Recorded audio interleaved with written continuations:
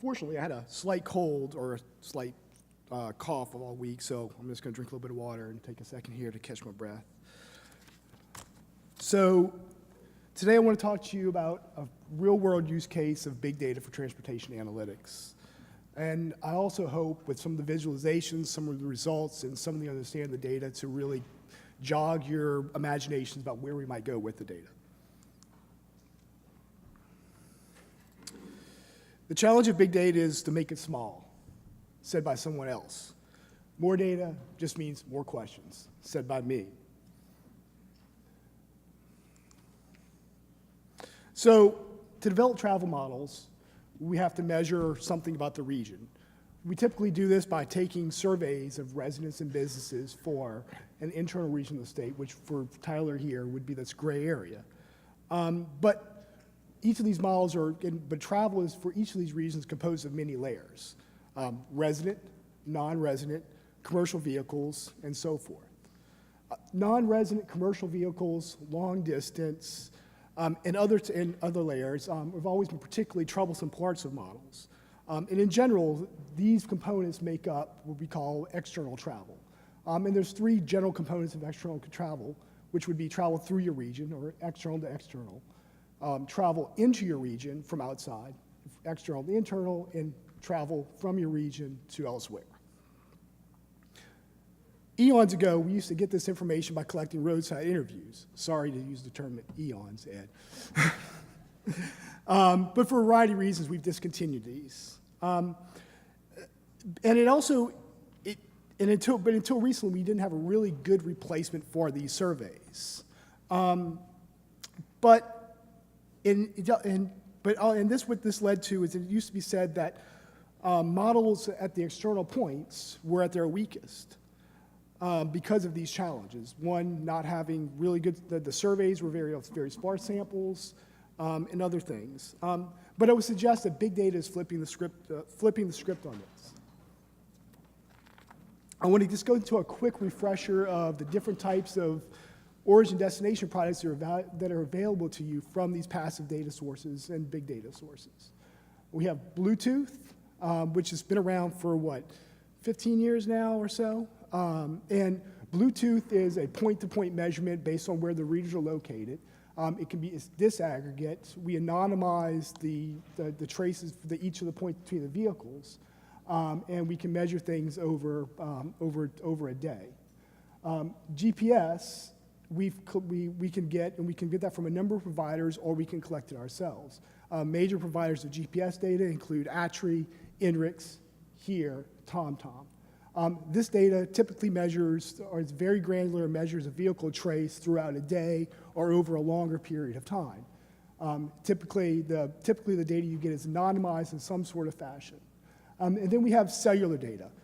Cellular data is really provided by one source right now, the company called AirSage. And this data measures, on the back end, the data is really big, and it tracks the movement every time you make a text, or a cell call, or some other type of interaction with the cellular service. It's tracking a general location of that. At best, that location is 150 meters, and that even greater, it can be 1,500 or greater for precision. But the difference between, really the biggest other difference between Bluetooth and GPS is that cellular data is geography to geography rather than point to point. And then I just want to kind of briefly touch on a new data that's available to you, location-based data or location-based services. If you have an app on your phone, you likely have a location-based service on your phone. Whenever you get a push for a coupon, you're at Best Buy, you get a recommendation for a restaurant, there's some service out there that's picking your phone up and saying, hey, you might like this place. And then on side of that, there's a company that's also that's providing that service or providing that the geolocation that's taking that data and archiving it. And increasingly, these archives are available to us. LBS data is very similar to cellular data, except for with LBS data, you get control over, or actually get to see the actual general locations, or you get point level data of what people's movements are, versus just having the geographic movements of people from cellular data. Also, with LBS data, we should be able to get some information about the type of place where you're at, whether it's retail, a restaurant, a hotel, or some other types of stuff, which you don't get from cellular or GPS data, at least for GPS data, without a lot of extra work. And one other great thing about LBS data as we look forward will be the ability to look at longitudinal things. So with GPS data, a lot of the providers anonymize the data over every day or every trip. In cellular data, you don't really have any information about who the end is. But with LBS data, we'll be able to look at things on a longitudinal basis because we don't always travel the same way each and every day. You don't go to the grocery store, you go there once a week, you do lots of different things. So to get into the DFW study, so this was really a great and exciting study. To my mind, this was TxDOT's first implementation of big data for a travel demand model. We've touched waters with it for Tyler, and several other places have used cellular data for information about informing their models. But for this study, we actually were able to obtain GPS, Bluetooth, and cellular data sources. And we looked at the entire region of Dallas, plus a much broader region. This region encompasses about 1/5 of the counties of Texas and about 1/3 of the population of Texas. As we said, the base data for this was Bluetooth, where we looked at 50 different external locations. Let me just point that out real fast. The external locations we looked at were most of the major highways around that, which are in the blue dots here. I-35, I-20, I-30. And so for cellular data, what we end up getting is we get a measurement of about 32 million trips that are averaged over a 3-month analysis period from the cellular data. And in the GPS data, we got about 29 million trips. Pay particular notice that of those 29 million trips, 82% were trucks and 8% were cars, which is a real indication of one of the drawbacks of most GPS data sources there is that there's extreme heavy bias for trucks in that data. And that data consisted for each trip of about 1.6 billion waypoints and of about 1 minute intervals for each waypoint.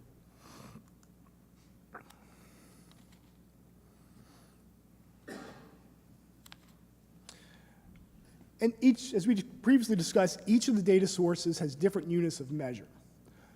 For cell data, the measure on the back end is point to point, but they aggregate it in geography, and that geography is controlled by you. However you give the geography to them, that's where they're going to report back to you. You can give them counties. They're going to present origin destinations for counties throughout Texas or for whatever geography you want.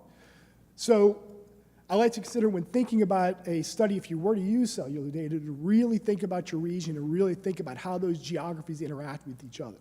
You want to consider special generators. You want to consider regional cities. You want to consider how the roadway network interacts in the same way that you might develop TAZs for your regional model. Roadways cross, roadways are parallel. You can't just always assume because the origin destinations interacted in this geography that they got there by some road that you're calling a travel shed.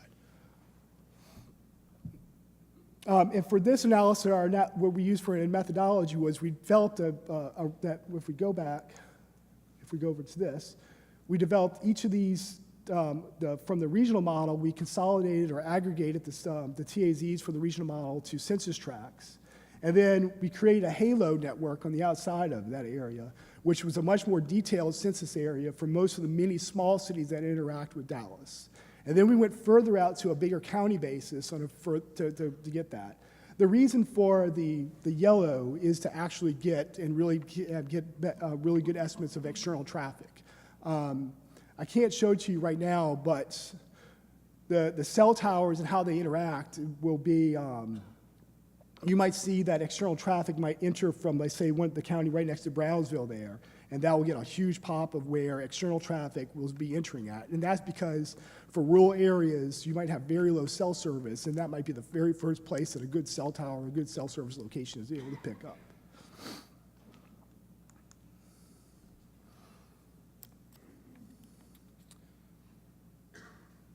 So GPS data, unlike cell data as we discussed, is really granular. So you have a lot of control over it. But this control increases the technological challenges. Cell data can be worked with in Excel and most GIS applications. In GPS, not so much. GPS data is an exercise in data management as well as analysis. This study used Postgres, PostGIS, as well as Elastic MapReduce. You might have heard of it as Hadoop, Spark, to help sort, store, and analyze the GPS data. One of the complex portions of actually looking at GPS data is actually trying to figure out what roadway it's on. This technique is map matching. Now, Google and Apple and Bing are really good at that, but that's because they have billion-dollar R&D budgets. We had 2 people. So we came up with a custom algorithm to figure out what this is. And you can kind of see where that complexity resolves. Is the point on the main lane, or is it in the frontage road, or if it's next to a main lane, frontage road, and a local road, which one of those is it on? So there's some just sorting techniques and stuff we developed for actually looking at that. It's still a complex challenge, and it's not really close to perfection yet, but it's something that's fun. So I'm going to jump into results of the study. Since we're talking about external data, that's what we're really interested in. In terms of external trips, cars range from about 3.8% of trips to about 5.2% from what we were looking at. And trucks, for the new keep in mind we're talking about travel, which is external, going all the way through the Dallas region, we're about 6.9%. And keep in mind that I've got trips highlighted or bolded in blue here.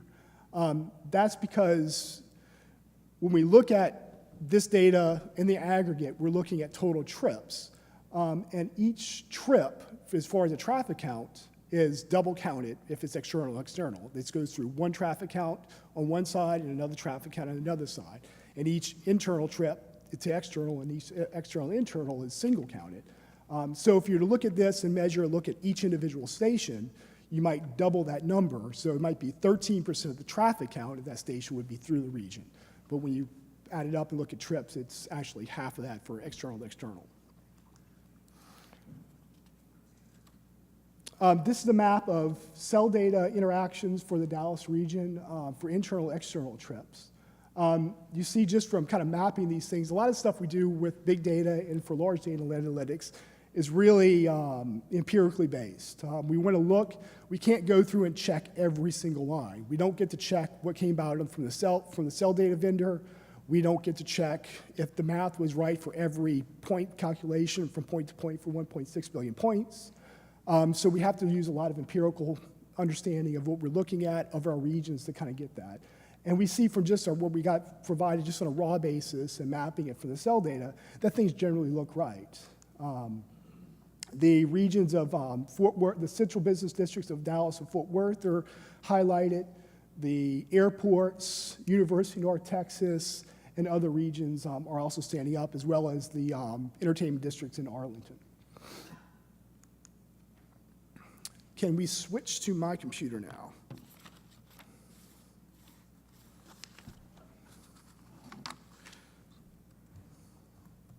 So what I'm about to show you is something that's really fun, at least to me.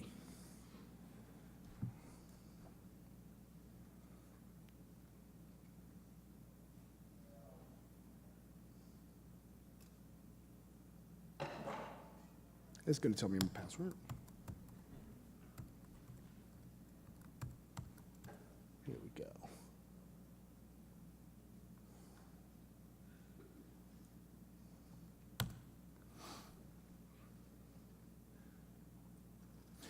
So what Ed likes to call the spirograph, which you'll be seeing in a second, is a chord map.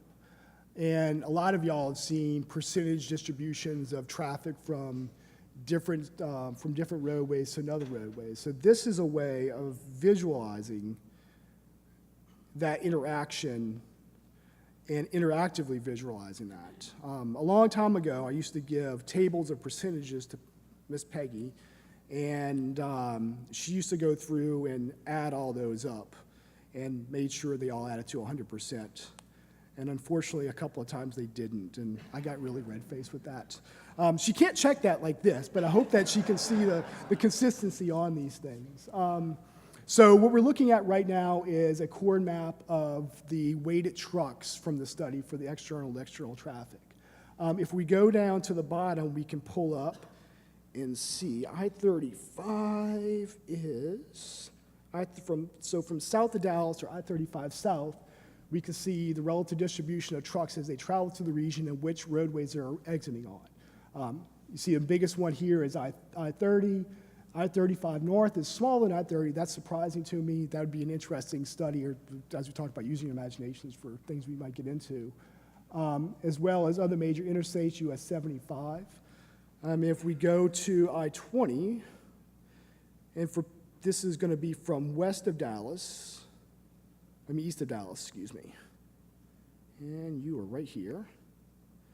We can see that trucks are generally passing straight through the region and staying on I-20 and going out to I-20 west. And I-30, let's go up to another,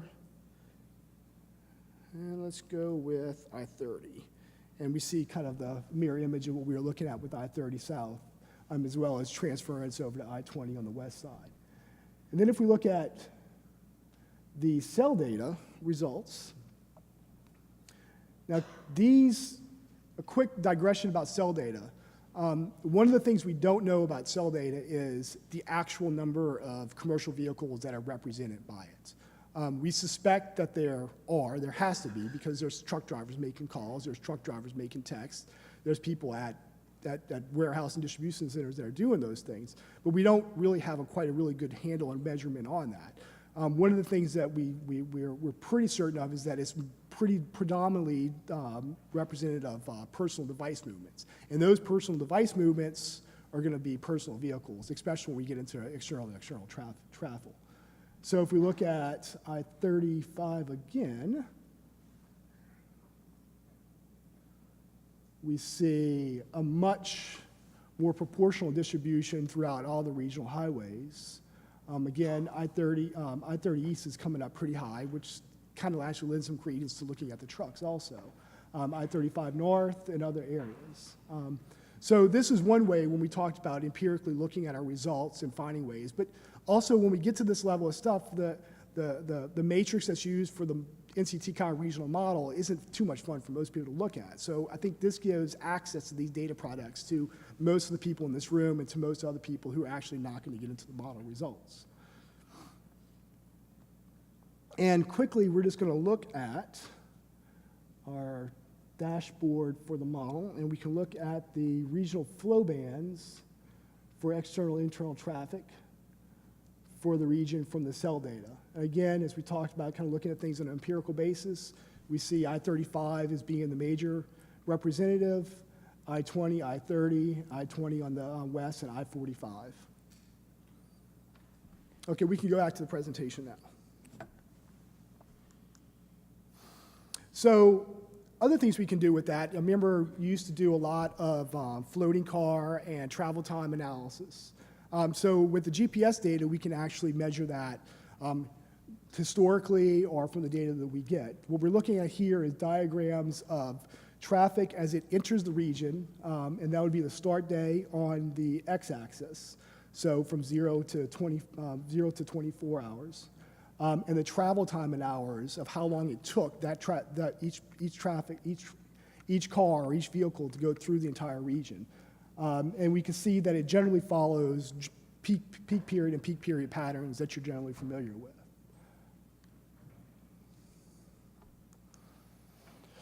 So findings. Well, to give a plug to us, we wrote a Transportation Model Improvement Program guidebook for FHWA, and our findings for this study have been pretty consistent with what we believe there. One thing we recommend in that guidebook, and we continue to recommend, is that you need, for any of these type of studies, you really need a combination of cell and GPS data. They each give you complementary and divergent looks at the data, in particular the GPS data for trucks, cellular data for passenger travel. Something else that we've also kind of dealt, kind of a really big learning, not really so much of a learning experience, let me pull up, is that we really believe that agencies need to invest in the technical resources to get into this data. It used to be that most transportation professionals, if they had Excel, ArcGIS, and one of the travel demand model packages inside their skill tool belt, that they could work with this stuff. But increasingly, you're going to need people who are good with data warehousing and data management, databases, and cloud-based computing software. Also, we really encourage really in-house and in-depth understanding of these types of data sources. There's lots of plugs and lots of things from Silicon Valley and all over the place that big data is a miracle, and it's going to solve all these problems, it's going to give you all the answers, and it's going to do everything. But until you understand what that is on the back end and what the actual data is composed of, you're not going to be able to really kind of think critically and understand and have critical understanding what the results are presented to you and how you interpret those results, and also what they're trying to sell you. And then finally, we're just really starting the surface of what to do, we're scratching the surface of what to do with the data. For the first 3 years or 5 years going back, the TRB has been a lot of review and QA, QC of these type of data sources. Now we're starting to move into the application of these data sources, and some of the first successful applications of it have been these type of long distance and external data things. But we also need to look at how we use the data for internal model development and for a variety of range of different studies. And so I'd like to just kind of leave you with one more thought. This is, again, something else, a statement I heard recently, and I really liked it. When looking at this data and when getting an understanding of it, I'd ask you to kind of think about one statement. If I had X, I could do Y. So really want to really give a special thanks to TxDOT, Bill Knowles, Janie Temple, Christine Push, the group up at NCTCOG, Arash and Jen, as well as my colleagues at TTI and our data vendors, AirSage and Andrix. That's it.